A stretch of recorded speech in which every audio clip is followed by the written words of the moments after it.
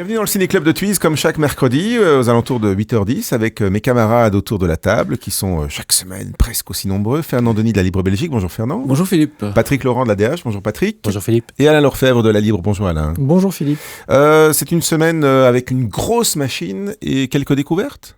On peut le dire On comme peut ça, dire ça hein. comme ça. On terminera par la grosse machine alors. On va y aller d'abord sur les découvertes. On va commencer par un film que Fernand est le seul à avoir vu. Et il nous disait hors antenne que ça lui a laissé un sentiment un peu particulier. Marieke. Oui, Marieke, c'est Un Vlaamse film? Un Vlaamse film. Mais in het Frans. In het Frans, bien. Et c'est ça le problème, un peu. Je veux dire, Yann Declercq, Barbara Sarafian, qui sont des acteurs flamands excellents par ailleurs. Mais ici, ils jouent en français. La fille s'appelle Marieke. Je connais pas beaucoup de familles francophones qui appellent leur fille Marieke. Donc on a très difficile à rentrer dans le film. Maman, papa, il est mort pour toujours?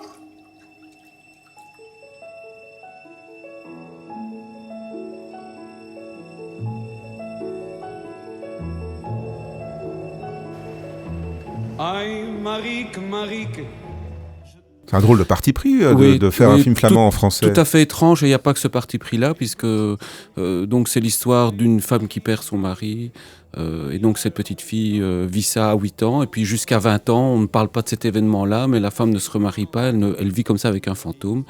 Et la fille, pour compenser, elle va avec des hommes qui ont l'âge de son père ou de son grand-père. Donc c'est une espèce de psychologie de comptoir comme ça. Ouais. C'est très étrange parce qu'on a l'impression d'être replongé dans le cinéma des années 70-80, cinéma d'auteur belge, caméra nombril, belgitude, prise de tête, enfin bon. S'il n'y avait pas un GSM, on se dirait que vraiment c'est une antiquité. D'accord. Bon ben voilà pour Marieke. C'est pour public averti, c'est comme ça qu'on dit. Et encore. C'est pour personne. Au moins ça a le mérite d'être clair. Autre découverte de la semaine, peut-être, on va voir, avec Alain et Patrick, vous avez vu tous les deux Simon Werner. Le titre complet, c'est Simon Werner a disparu. Avec 3 petits points derrière disparu. Ouais. Très important, les 3 petits points. Ah, c'est un film d'ado, c'est ça ? C'est ce qu'on appelle parfois, un teen movie, donc film d'adolescent. En tout cas, ça joue avec le genre. Donc c'est un genre très américain à la base. Ici, c'est un film français. Un premier film signé Fabrice Gobert. C'est un garçon qui vient de la télévision, mais qui a un vrai regard de cinéma, de cinéaste. Et le précepte du film, c'est un peu ce qu'on trouve parfois dans certains de ces films américains. C'est-à-dire, comme le titre l'indique, Simon Werner, un lycéen, a disparu de son lycée. Et ça fait évidemment pas mal jaser, discuter entre ses condisciples. Beaucoup de gens se demandent ce qui s'est passé. Est-ce qu'il a été kidnappé? Est-ce qu'il a fait une fugue? On l'a vu beaucoup discuter et même trafiquer un peu d'argent avec le prof de gym. Donc on se demande s'il n'y a pas une affaire de drogue à un moment donné. Et puis surtout, ce qui se passe, c'est que les jours suivants, un autre lycéen disparaît, une autre lycéenne disparaît. Alors on commence à se dire, tiens, est-ce qu'il y aurait un tueur en série dans les environs? La police débarque.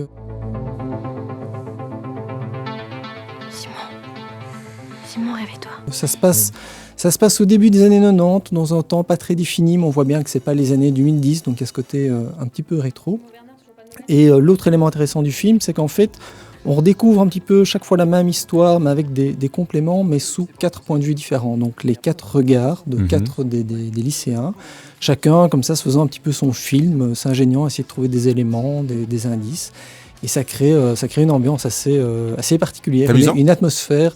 Non. Amusant, non. C'est plutôt, il y a plutôt le côté thriller angoissant. Ça rappelle par moments un peu Twin Peaks. Moi, j'ai beaucoup pensé à Twin Peaks, la série de David Lynch. Ça m'a fait penser à ça dans l'atmosphère, ce côté un peu délétère.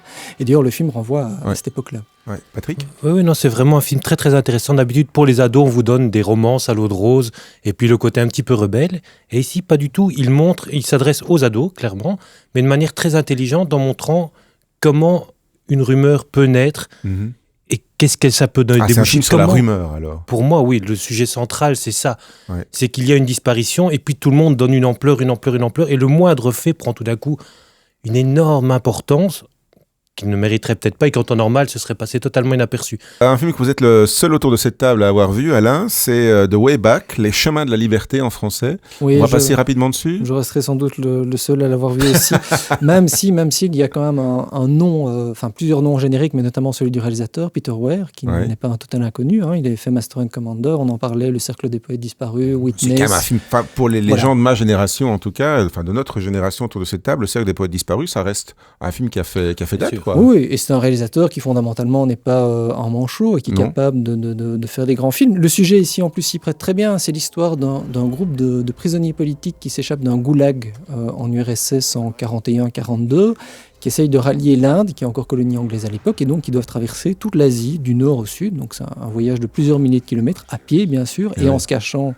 des autorités soviétiques. Donc on a là le potentiel d'un grand film d'aventure, d'une grande aventure humaine. Ce qui reste à l'arrivée, c'est des très beaux paysages. C'est peut-être parce que le film est coproduit par le National Geographic. Peut-être, oui. Mais par contre, il manque ce souffle, cette tension. Pas le souffle dramatique. Non, absolument aucun souffle dramatique. Je dirais qu'on ne tremble jamais, qu'on ne s'inquiète jamais pour ces gens, on reste un peu à distance. Et pourtant, on a aussi des acteurs pas inintéressants. Ed Harris, Colin Farrell, Saoirse Ronan, la jeune actrice anglaise qui monte, mais qui sont là, filmés platement. En figuration un peu. C'est vraiment de la figuration dans des très très beaux paysages. Bon, alors si c'est vous vraiment voulez faire du repérage pour vos prochaines vacances de trekking, allez le voir, mais sinon, passez votre chemin. Bon, voilà pour l'exploration du monde vue par Peter Weir, The Way Back. Et là, on terminera avec la grosse machine de la semaine, qu'on avait déjà un petit peu évoquée avec les interviews de Patrick Laurent hier, à cette heure-ci. Rien à déclarer, que Fernand et Patrick ont vu. À voir vos mines, vous n'avez pas vu le même film, ou alors vous ne l'avez pas perçu de la même manière. Moi, j'ai bien rigolé aussi. Voilà. Non, mais c'est le cinéma de papa. Qu'est-ce que vous voulez dire par là? C'est le cinéma. Danny Boone joue Bourvil et Poulvord fait Fufu, et puis en plus grand, oui. Damiens, Bouli, Guy Lécluse, Lochet, ils font les gendarmes, quoi. Je veux dire, ici, ce sont des douaniers en l'occurrence, mais je veux dire, c'est le même esprit, même un uniforme toujours. Oui. Comédie populaire et je dois dire que Danny Boone il le réussit très bien avec des acteurs de notre époque et une bande de comiques qui sont quand même qui sont quand même excellents et je trouve que ça se tient dans la mesure où ça parle du monde des douanes dans les années 90 et que ce monde-là a complètement disparu. Avant que les frontières ne faire tombent. Du cinéma de papa avec les douanes de papa, ça se tient donc oui, je trouve que le contrat est vraiment rempli, oui. Patrick ? Je suis un petit peu plus enthousiaste parce que je pense qu'il y a plus que du cinéma de papa. Il y a une scène qui est quand même extraordinaire que je trouve, c'est quand Benoît Poelvoorde déplace les piquets de la frontière. Et c'est en pleine nuit, donc il en profite pour faire une leçon de géographie à son fils. Et à un moment, donc il est en Belgique, il est tout souriant, il dit « Et là, je suis où ?» Et le fils dit « Ah, en Belgique, qui est le plus beau pays du monde. » Et puis, il passe de l'autre côté de la barrière, et il tire la tête, et il dit « Là, je suis où ?» En France, qui est un pays de gros abrutis. Et alors, le fils... Et encore, ça reste poli, c'est bien. Oui. Et alors, le fils, qui est assez finaud, dit « Et ce qui est au-dessus de la Belgique, le ciel ?» Alors, c'est en Belgique, évidemment. Et les étoiles, en Belgique. Et alors, le fils, toujours réfléchit, il dit « Oui, mais les étoiles, elles bougent. Et alors, quand elles bougent, elles sont plus en Belgique, elles sont en France. » Et à ce moment-là, Benoît Poelvoorde explique, il dit, donc il se casse un petit peu la tête, il dit « Oui, mais les étoiles, elles n'aiment pas être à l'étranger, elles reviennent dormir en Belgique. » Il a une mauvaise foi crasse et en même temps, c'est très poétique sur ce que représente le nationalisme et toutes les limites du nationalisme. Je trouve ça, donc ça va plus loin que les gendarmes, c'est beaucoup plus beau, c'est plus intelligent. C'est plus la scène que j'aime pas dans le film. Oh, elle est magnifique. Je la trouve un peu mièvre, moi. Et votre préféré alors c'est quand ils s'engueulent méchamment, là, oui. Je dois dire, le cercle des douaniers, je veux dire, oui, le petit cercle autour. Parce que je trouve, justement, un peu au-delà, et justement, le petit garçon, bien le père, tout ça, je trouve que là, le casting est un peu faiblard, et c'est un peu mièvre, c'est un peu sentimental. Je trouve que c'est dans... Ce genre de film, c'est dans la méchanceté que ça a du sens. Papa est dans quel pays, là? En Belgique, La Belgique qui est? le plus beau des pays. Là, je suis dans quel pays? Dans la France, La France, c'est un pays de gros? de gros abrutis. Exact. J'ai tous les droits quand il s'agit d'empêcher l'invasion des camemberts dans mon pays. À quelques semaines du passage à l'Europe, votre zèle anti-français est très mal perçu. Anti-français? Moi?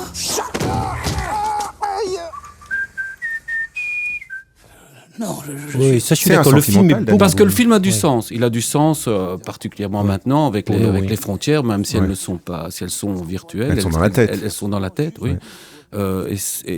Et c'est là que que c'est une variation sur le thème des ch'tis. Hein. C'est de nouveau ce thème du racisme, parce que, enfin, il l'a expliqué, je crois que tout le monde le sait maintenant. Donc, il est un fils d'un père kabyle et d'une mère française, et qu'il a été rejeté donc par sa belle famille, par la famille de sa mère. Et que ça, il en a souffert, de ce racisme-là, il en a souffert toute son enfance. Donc, il exorcise un peu cette souffrance, cette blessure-là, à travers une comédie populaire pour toucher un maximum de monde, et c'est réussi. Il change le ton par rapport aux ch'tis. Les ch'tis étaient très tendres, on jouait sur les clichés de manière beaucoup plus douce. Tandis qu'ici, c'est très agressif. Benoît Poelvoorde, il est un personnage qui est franchement raciste, fondamentalement. Il le disait dans l'interview qu'on a diffusée hier, il fallait Poelvoorde pour jouer le rôle du gros con, quoi. Et en fait, le film n'aurait pas marché sans lui, ça j'en suis certain. Contrairement aux ch'tis, on aurait pu remplacer Kat, je pense.